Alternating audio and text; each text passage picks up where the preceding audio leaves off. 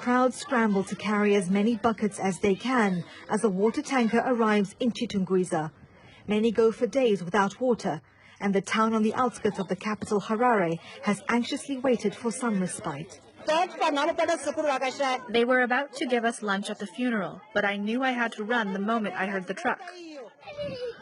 Water is scarce because of the worst drought in decades, forcing many to leave their homes. As they jostle to get their share of water, it's difficult to practice social distancing. COVID-19 is the new threat to the area, once the epicenter of a nationwide cholera epidemic. Yes, I got the water, but chances are that I also got the disease. Social distancing here, you can't avoid the pushing. Everyone wants a drop.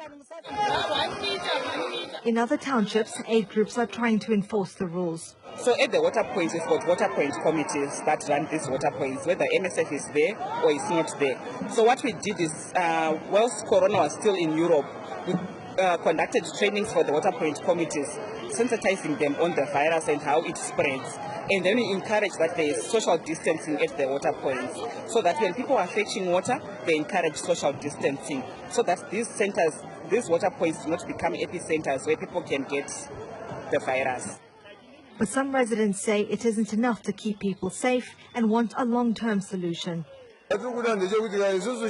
We thank Doctors Without Borders for these water points because we are desperate for water. Hunger is hitting us hard during these times of COVID-19. We can die from malnutrition and a disease. We also need food. Human Rights Watch says more than 2 million people in Harare can't get safe drinking water or waste disposal services, and urges the government to improve infrastructure.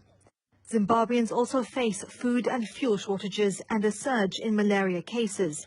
With the economy in turmoil, many are forced to stockpile as much as they can and queue for hours for basic necessities, risking their health in the process. Rahila Mohammed, Al Jazeera.